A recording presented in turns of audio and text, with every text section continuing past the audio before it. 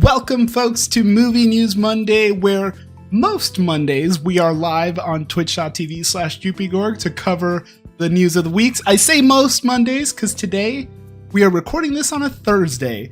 It was just Labor Day last Monday, so took the day off. Plus, I assumed that there would not be a lot of news that happened this week, and boy, was I wrong. So why don't we just go ahead and jump into it? Make sure you hit that subscribe button so you see all of our Movie News Monday as well as other entertainment news breakdowns. But folks, we gotta get jump into it. We gotta jump right into it, folks, because we have fresh news as of yesterday. Head of DC Studios James Gunn announced yesterday Man of Tomorrow is coming to theaters July 9th, 2027. This is the official Superman follow-up film. Gunn has hinted in the past that it's not a traditional Superman 2 or just a straightforward sequel, but Man of Tomorrow is the title of the film, and it is coming to theaters July 9th, 2027, 2 years to the day from Superman's release, which is crazy because when is the last time we had a 2-year break in between character outings? It's been a minute. Shang-Chi's still waiting for his sequel. It's been like 5 years. But Gunn did confirm on Threads, he's very active on Threads, that this script has been in the works for a while. The script is finished. It is in the rewriting phase, and they will be going into production very, very soon. This announcement came with original artwork from DC Comics legend Jim Lee, which shows David Cornsweet's Superman, and what we can presume here is Nicholas Holt's Lex Luthor in his body armor. So what will that mean? Is this a team-up movie? That's kind of the vibe I'm getting. This is great news. It's kind of funny that, this didn't come at Comic-Con. This didn't come from anywhere else. It just kind of came randomly on a Wednesday. Man of Tomorrow in theaters July 9th. We did also get 2 more original bits of artwork from comic book legends shared by Nicholas Hoult and by David Cornsweet, and it shows the same thing. It shows the Superman we've just gotten to know coming up against the Lex Luthor in his battle suit, which I am noticing there are some consistencies on each design, so I'm sure we can assume it will look something like this. But folks, what do you think? Are you looking forward to a Superman sequel? Are you excited that we're getting it so soon? This means that we are going to have a member of the super family, the L family, in theaters every single year, every single summer. This summer we had Superman. Next summer we have Supergirl. And now the following summer, we're going to have Man of Tomorrow premiering. So this is exciting. If you're a fan of DC movies, they are kicking it into high gear. They made their money back. They are ready to start producing, and I'm ready to start watching. So I'll be looking out for this one. Now, folks, something we won't be looking out for in the horizon, Jordan Peele's next film has been removed from Universal's release calendar. This is shocking, surprising, disappointing. I don't even know where to put this. Jordan Peele, of course, the incredible horror director known for Get Out, for Nope, for Us, has been out of the directing realm for a little bit since his last movie, Nope, which I absolutely loved. It had a lot of critical acclaim. It did have pretty decent financial success. We have not seen his next follow-up, and it seems that we're not going to be seeing it anytime soon. The movie was released from Universal's release calendar. Jordan Peele has been busy and hard at work. I'm sure you've seen plenty of movies recently that say from producer Jordan Peele. Peele's production company, Monkey Paw Productions, is still extremely active in the entertainment world. If you remember recent news, we covered this on last Movie News Monday. Monkey Paw did lose out on a bid for Zach Cregger's Weapons, and it apparently caused a pretty massive stir. A lot of people were fired. So maybe there's just a lot of things going on in the office that Jordan Peele's got to get taken care of, or possibly some other rewrites or some other priorities coming into his world. There were rumors that Jordan Peele was meeting with Marvel Studios about something. There were rumors that Jordan Peele was looking at doing an Akira reboot and so many other things. I agree with chat here. Hopefully that it's something like that. There was speculation that maybe Jordan Peele would be working with Marvel on Blade or some sort of Midnight Suns movie.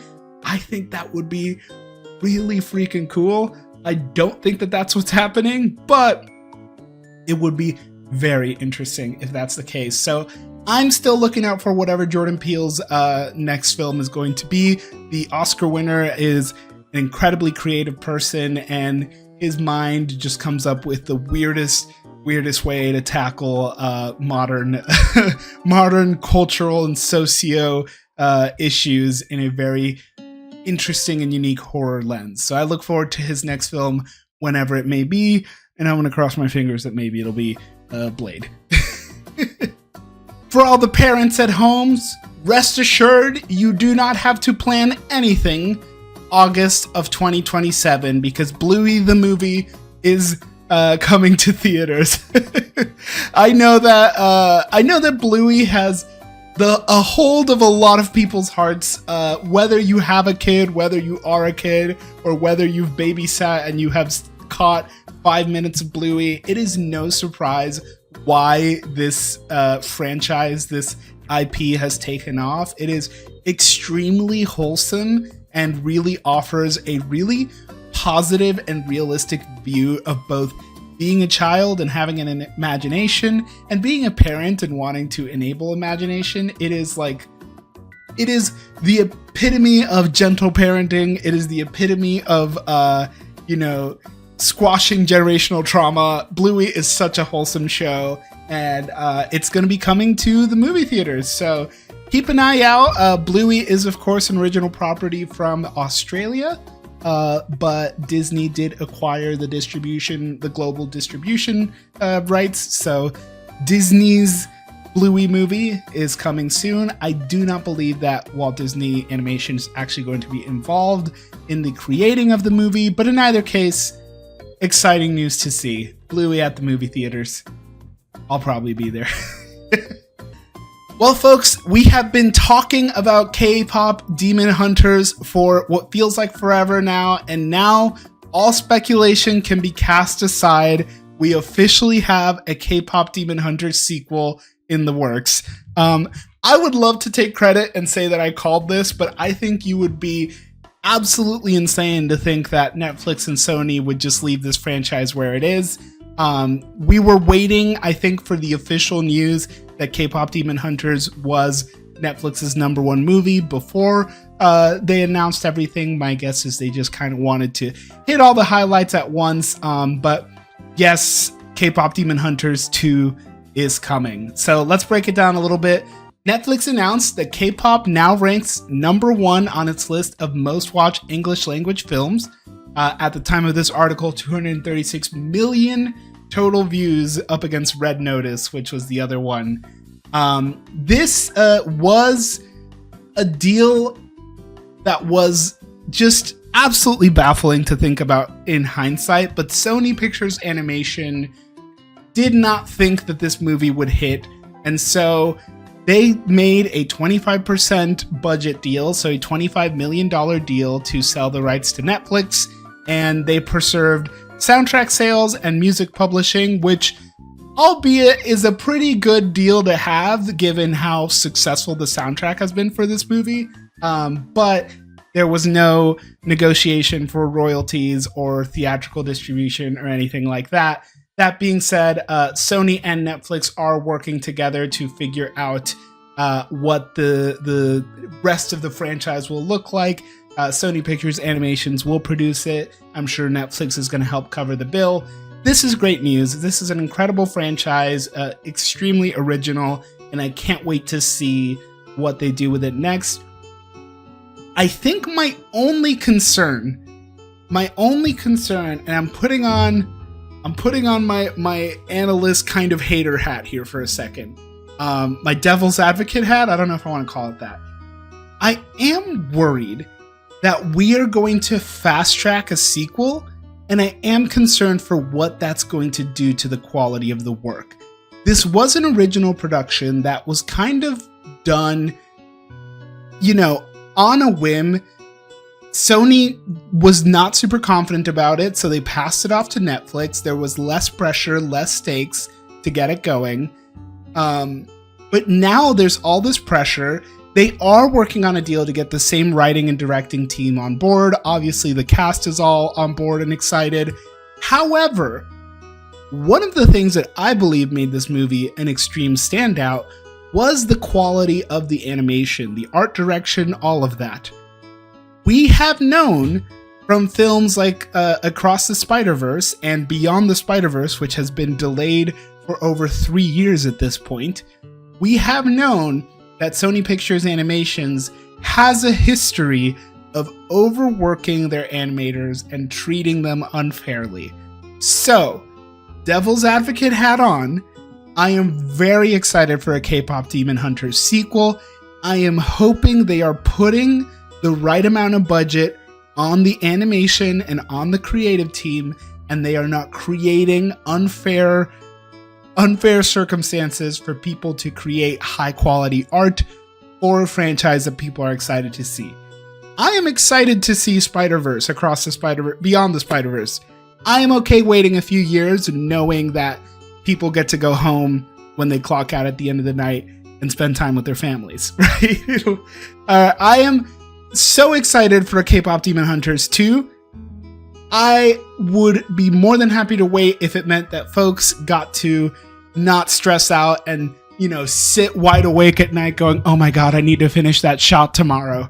I just let it take their time. Let it take their time, because if we start creating shortcuts, if we start creating difficult circumstances with the timelines, that's when you get stuff like AI sneaking into films. That's when you get unfinished shots. That's how you tarnish the franchise. So it is exactly what makes art better. And yes, no room for AI in these movies. That being said, K-pop Demon Hunters is not just Netflix's most watched movie. K-pop Demon Hunters is officially Netflix's most watched title, period.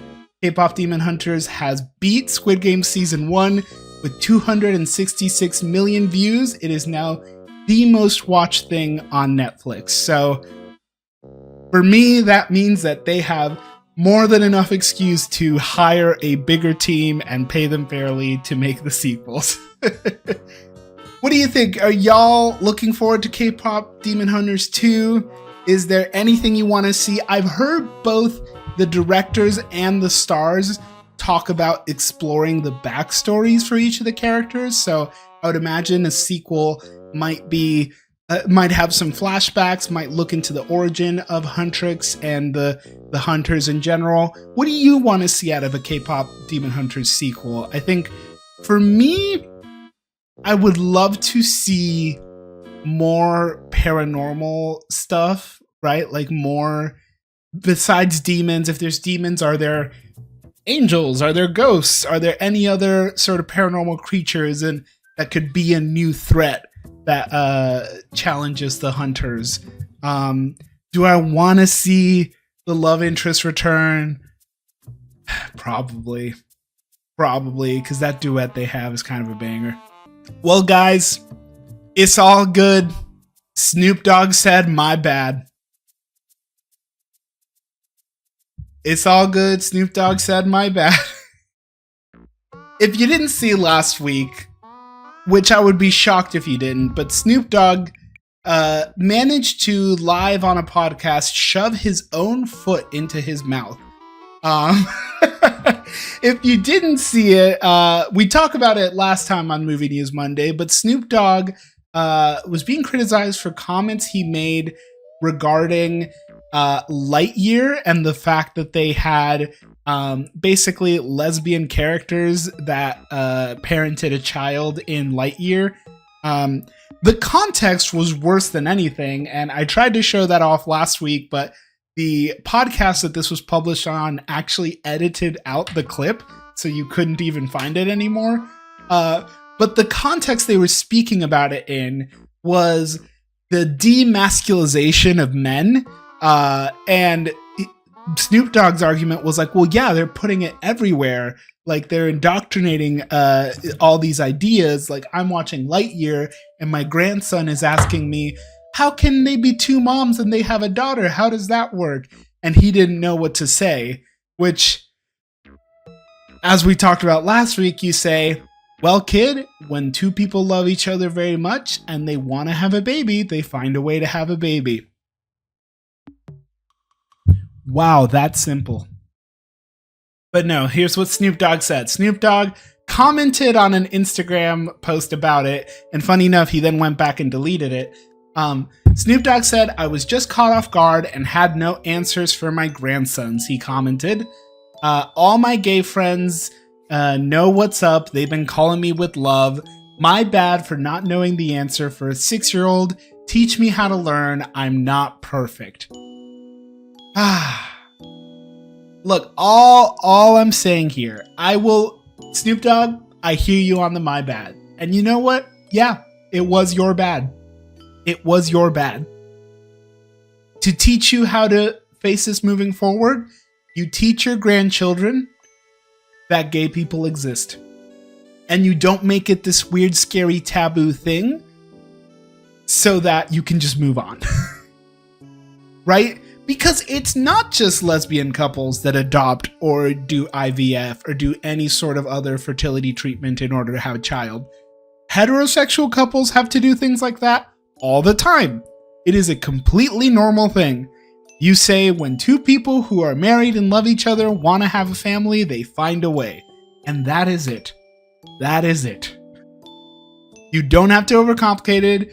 You don't have to be like, one of them doesn't have a penis. Like, you don't have to do anything like that.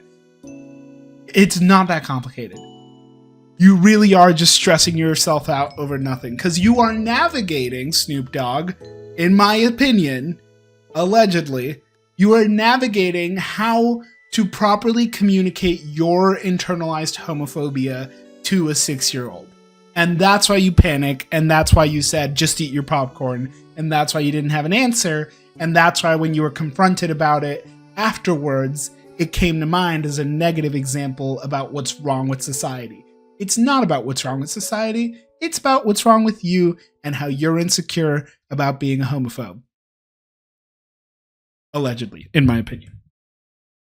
So, Snoop Dogg, you're bad. Yeah, man, do better. Do better. And yeah, he probably was high. And again, I said this last week, but like, I hate having to defend this movie because it wasn't even that good of a movie. I don't know if y'all saw Lightyear. It wasn't even that good. It was fine. I watched it on a plane, and honestly, that's probably the best place to watch it. It wasn't even that good, but I have to keep defending this movie because people keep making me talk about it. So apparently the Las Vegas Sphere is looking for more things to host than just U2 concerts and the Backstreet Boys. So they have partnered up with Warner Brothers to create a Wizard of Oz experience.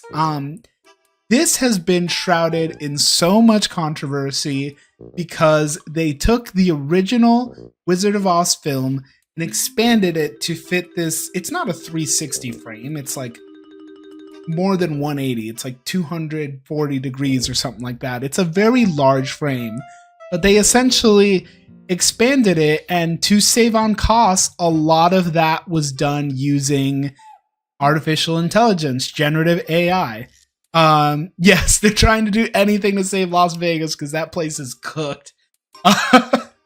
But James Dolan and David Zaslav apparently have cameos in this new AI altered 360 version of the Wizard of Oz. So James Dolan is one of the investors behind the Las Vegas Sphere, and David Zaslav is the ever so controversial CEO of Warner Discovery, soon to be just the CEO of Warner because the failed merger is splitting up.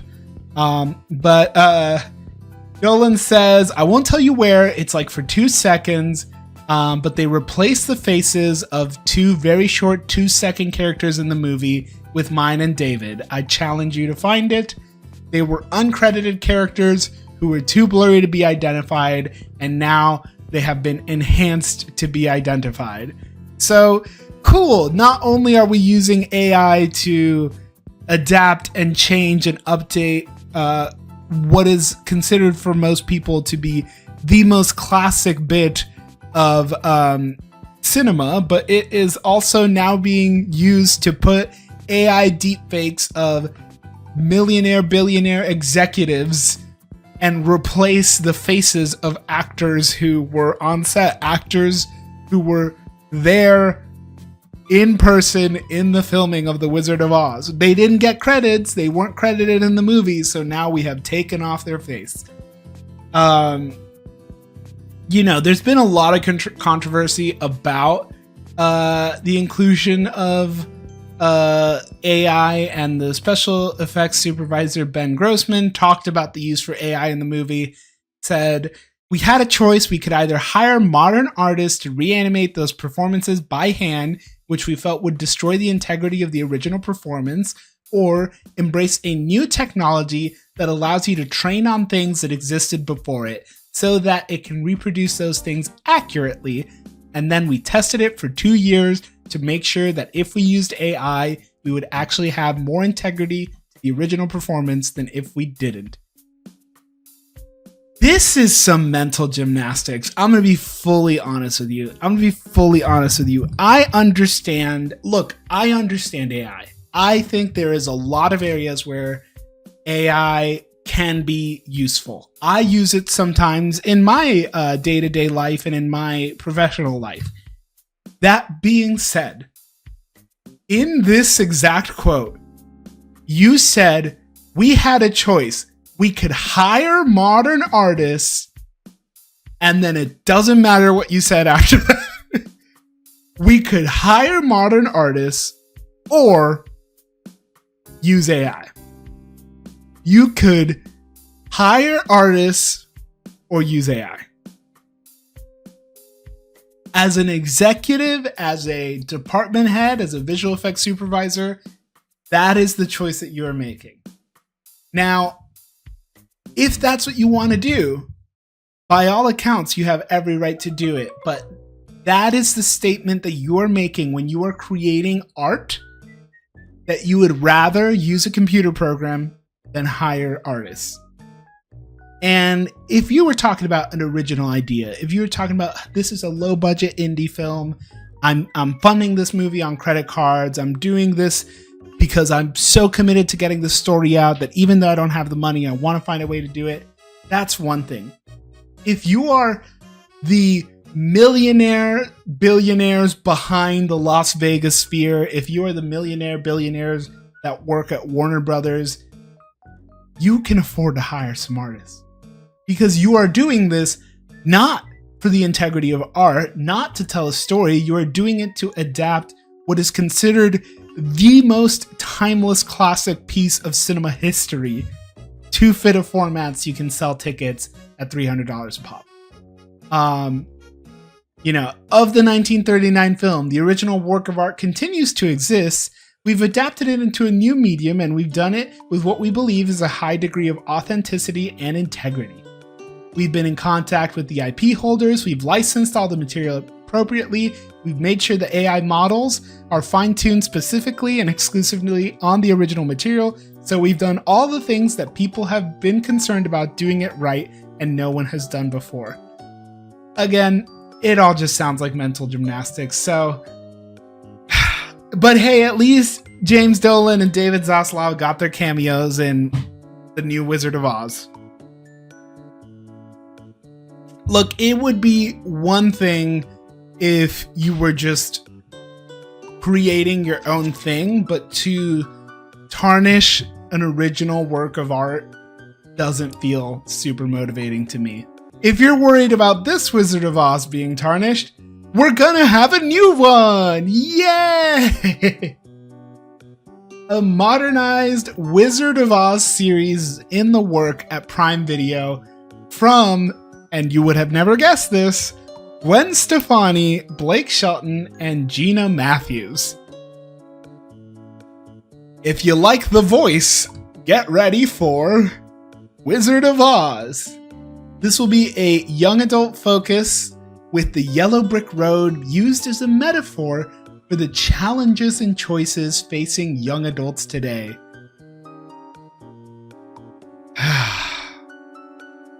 You know, I think this is great.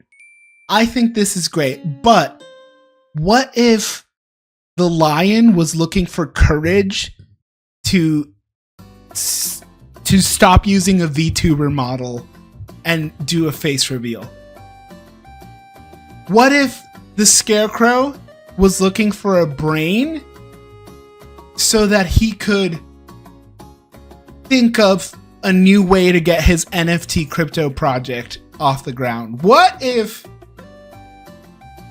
the Tin Man was looking for a heart because he ran out of swipes on Tinder and he got banned off of Hinge?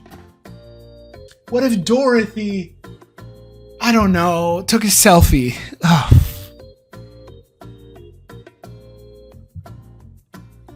No one asked for this. Nobody wants this.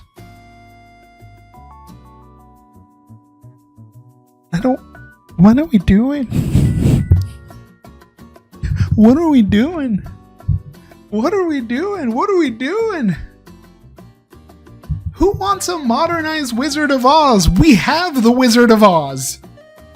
Leave the Wizard of Oz alone. Make more Wickeds. I honestly have nothing more to say. Would you watch this show? Are you going to watch this show? I won't, unless y'all make me. Get me 300 followers and I'll watch this show. Oh my god, I should be on the yellow brick road the way I'm faced with challenges. Am I willing to sacrifice my morality and my standards for media consumption just for likes and follows on social media? Hold on, I'm cooking. Gwen?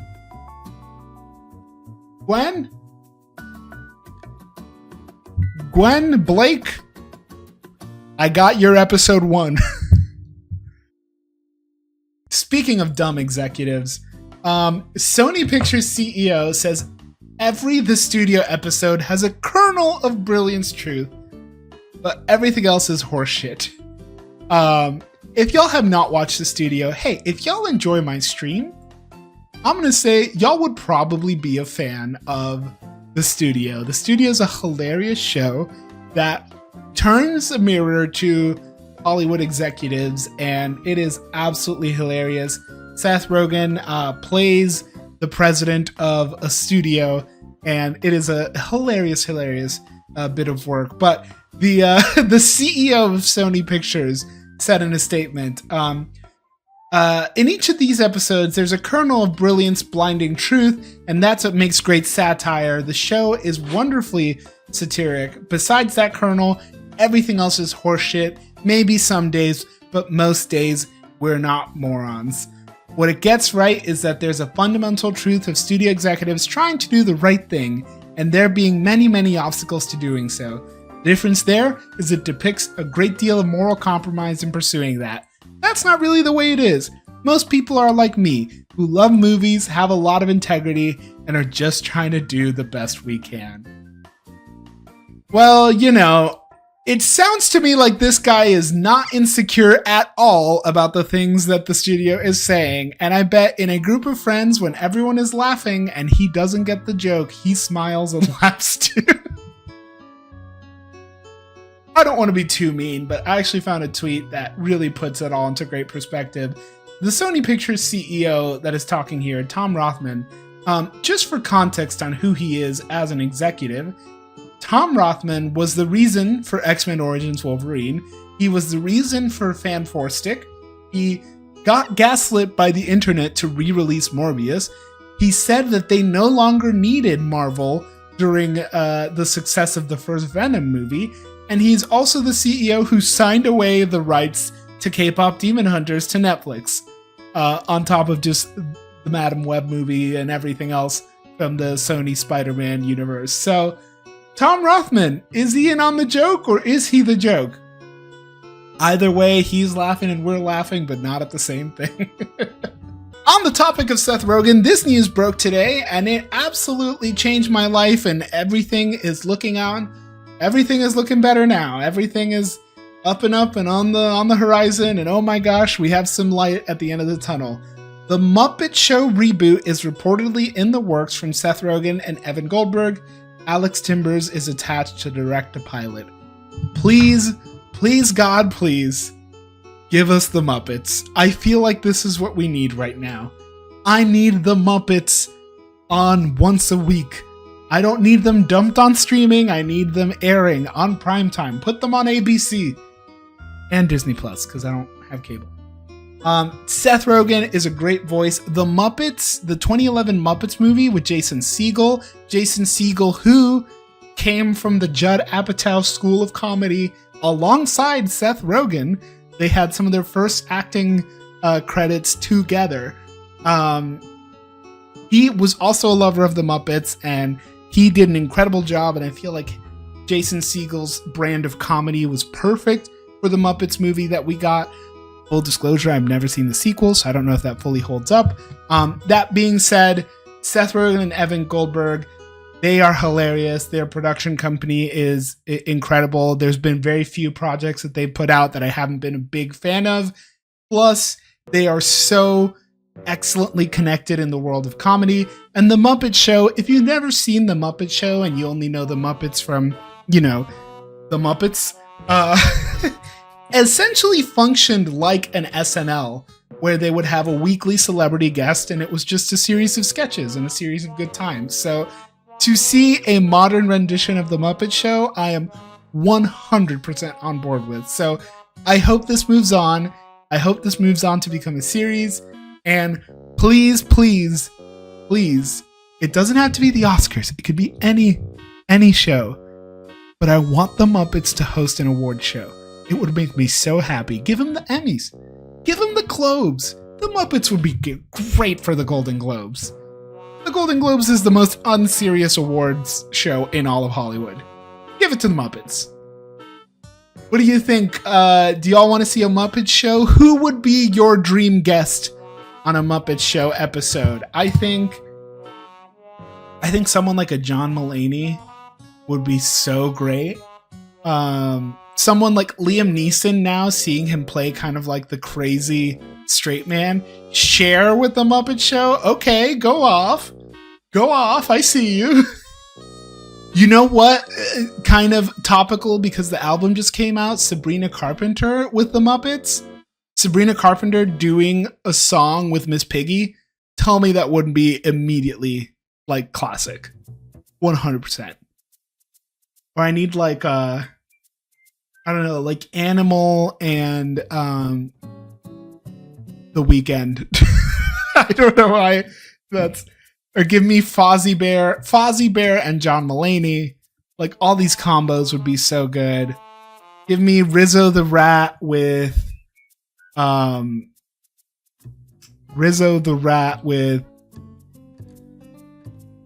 Jonah Hill. I don't know. I ran out of it. In either case, I'm super excited. Chris Columbus was also doing the press rounds, talking about the HBO reboot series. Chris Columbus, if you didn't know, directed the first two Harry Potter movies.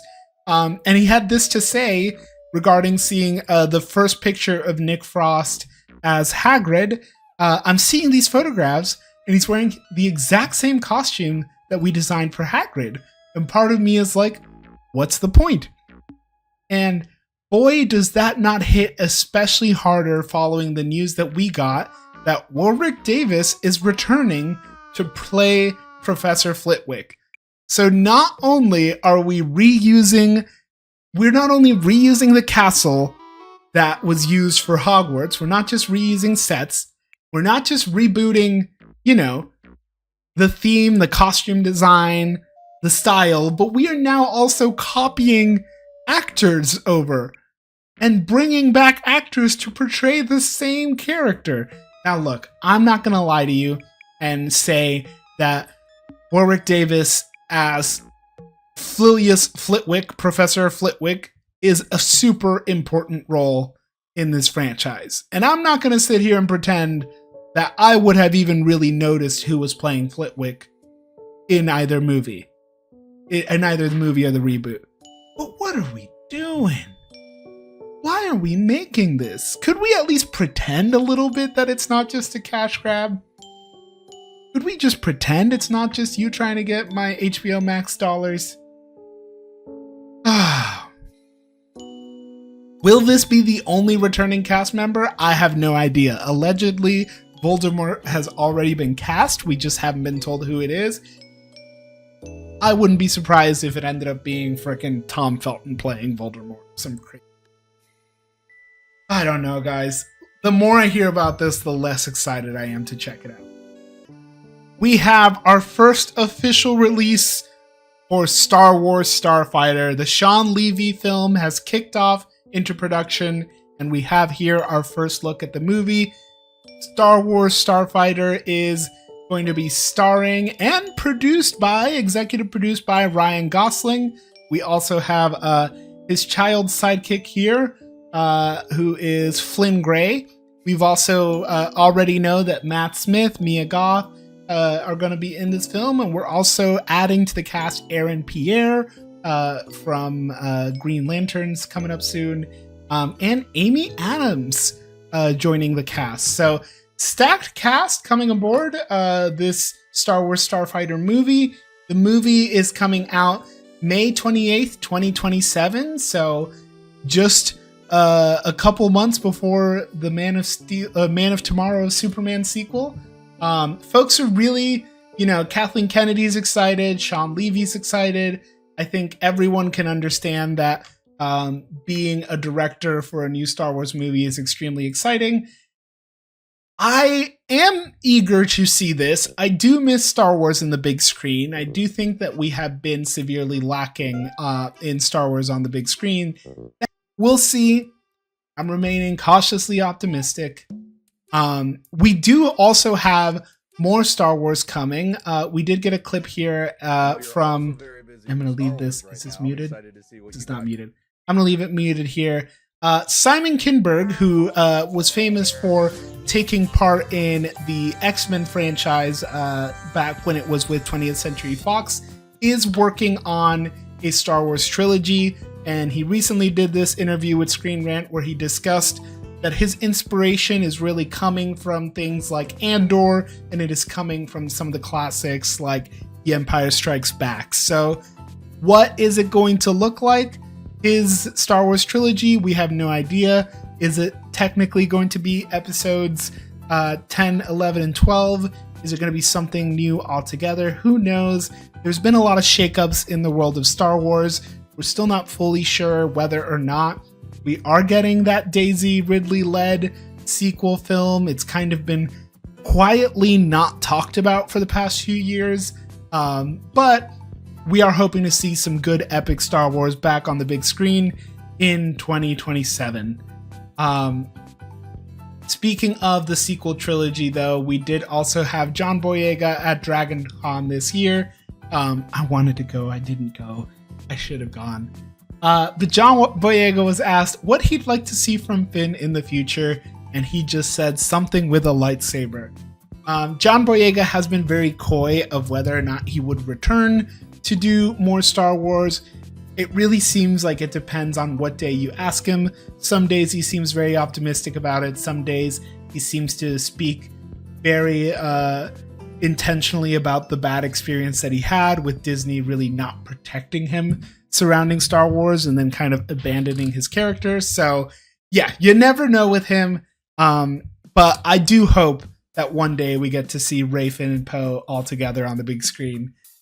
Now, in the realm of DC, a very popular fan cast for Batman is Alan Ritchson, which if you don't know, Alan Ritchson has already portrayed two different DC characters. He portrayed Hawk in the series Titans, and he also portrayed Aquaman in the Smallville franchise. But Alan Ritchson did have a conversation with James Gunn, and he did confirm, scroll on down here to the quote, he was asked if he had met with James Gunn about playing Batman, and he said, "Words have been exchanged about Batman, but I strongly don't think that Batman is in my future.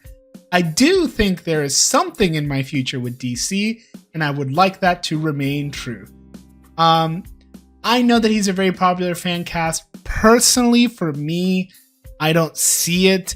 I have been seeing, and we won't talk about it on this broadcast because it is leaked pictures, but there has been a lot of leaked photos from the Clayface movie that is currently in production, and signs are pointing to maybe Robert Pattinson's Batman really not being part of the DC universe, which is fine because we're still getting a Batman Part 2. We're still getting more in the world of Matt Reeves' Batman and Penguin. But it is likely that we will be getting another Batman. Who shall it be? I don't know, but it's not going to be Alan Ritchson. If you have a fan cast for Batman, who would you like to see as Batman? I have made an entire video discussing my full casting for the new DC universe, but to let you know, my pick was John Hamm. I would like to see John Hamm play an older Bat Dad. That was my pick. I think he's got the face for it. And the chops. Now, this was super exciting to find out. Jackie Chan reveals that his action team is in charge of action guidance for Spider-Man Brand New Day, and he also recently visited the set. This was super exciting, but not at all extremely surprising, given that Jackie Chan's action team also did advise and work on Shang-Chi, which was directed by Destin Daniel Creed, who is directing Spider-Man Brand New Day. This is just super exciting because Jackie Chan's action team has, over decades, revolutionized the way that action is done on screen. Obviously, Jackie Chan himself is a legend, but not just for his performances, for the way that he and his team have pushed action, practical action, to the limits on screen. And seeing a character like Spider-Man, who does have some pretty fantastic martial arts and sort of environmental fighting skills that are portrayed really well in like the Spider-Man video games on the PlayStation, I am very eager to see what they come up with for Spider-Man as a more grounded action fighter. This is super cool. Could we get a Jackie Chan cameo in this movie? I'm going to say unlikely. I think Jackie Chan is not one for being in front of the camera as much these days, but just knowing that Jackie Chan was on set the same day that Spider-Man was makes my heart very happy. We did also get our first look at Marvel Zombies today. I'll let this trailer kind of run here in the background, but in case you didn't know, Marvel Zombies animated series is coming to Disney Plus as a rated R, a TVMA animated series. This is, I believe, going to be a sequel to the What If Marvel Zombies episode, which is why you're seeing all the sort of second-gen Avengers being introduced rather than having the OG Avengers leading the charge. I'm excited to check this out. Obviously, it looks brutal and violent. It's also going to be a lot of returning voice cast. Elizabeth Olsen, Simu Liu, Awkwafina, so many other different folks are coming back to reprise their characters for Marvel Zombies. Also, it just looks fun and unique. And yes, you are seeing Moon Knight Blade on there, which is crazy that our first glimpse into Blade in the MCU is going to be through Marvel Zombies. Although, does this count as the MCU? I don't know. You tell me. In either case, this looks really fun and really gory and violent, and I'm excited to watch it. And yes, I'm certain we'll be getting some Marvel Rivals skins for this as well. with the announcement of the new season, Marvel Rivals season. Just want to shout out this one shot here, which is absolutely bonkers, of Spider-Man using his webs to decapitate a whole bunch of zombies. Crazy. I love that this exists. This is insane. But what about y'all? Are you guys putting this on your watch list? I think I definitely am. Not just because it's a Marvel project, but because this actually looks pretty cool. Let's get into some news about video game adaptations. Bella Ramsey was doing an interview speaking about Last of Us Season 3 and some of the reception that Last of Us Season 2 got. Obviously, the first season was based on the first game, and it got a lot of critical acclaim, Emmy nominations out the wazoo, huge numbers for HBO. Season 2, not as much, a little bit divisive amongst fans, but I think that was to be expected, especially if you've played The Last of Us Part 2. That being said, on the criticism, Bella Ramsey, all credit to them. I really love what they had to say here. I would say you don't have to watch it. If you hate it so much, the game exists. You can just play the game again. You don't have to watch it. But if you do want to watch it, then I hope you enjoy it. Shout out Bella Ramsey, because, I don't think you could put it much better than that. I think that there is, and this is something that certainly exists in the comic book movie fandom, but folks get so heated about things not being faithful to their interpretations, to not being faithful to original source material. You just don't have to engage with it, people. If something makes you actively upset to keep watching, you don't have to watch it. If it makes you physically uncomfortable, if it makes you so angry to the point that you want to get on the internet and say heinous things, just don't. Just put it down. Turn it off.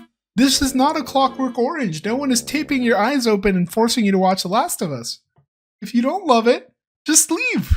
I am really looking forward to Season 3. I know that The Last of Us Part 2, the game, was extremely divisive, and I even remember playing it and having a crisis of faith when you hit the middle point of the game, which is where Season 2 of The Last of Us ended.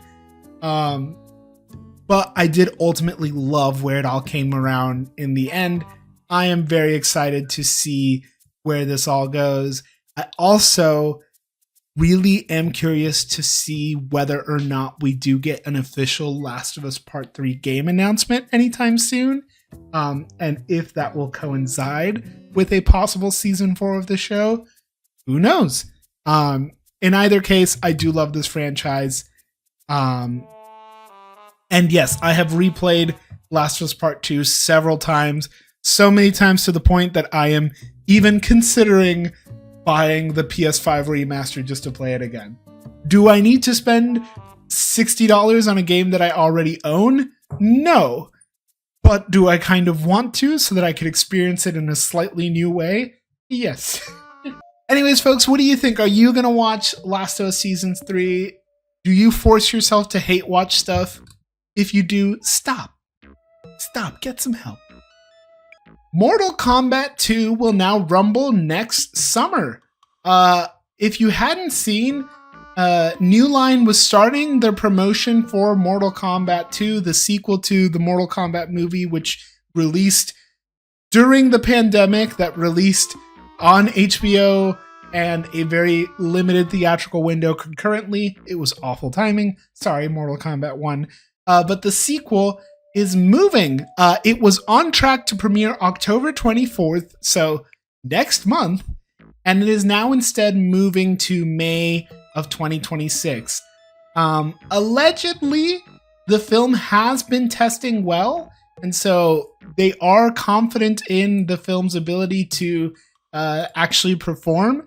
And they also are referencing the fact that Warner Brothers and New Line moved or premiered Final Destination's Bloodline in the summer, expecting it to not do as well and actually making a decent amount of their money back. So they're probably hoping for a similar situation with Mortal Kombat 2. That being said, I do think that the hype for this movie was not nearly as high as it needed to be for something coming out in the next month. So giving themselves 7 more months to work on the marketing of this film, I don't think is going to hurt them. There's going to be plenty of opportunities between now and May of next year to really make sure that folks can expect to see this movie. And if they need to do any changes and any additional work on the film, this will give them the opportunity to do so. I've talked about this before. I was a huge fan of the Mortal Kombat franchise growing up. Definitely when I was too young to be actually engaging with Mortal Kombat. But there is some really fun and fascinating lore in these worlds.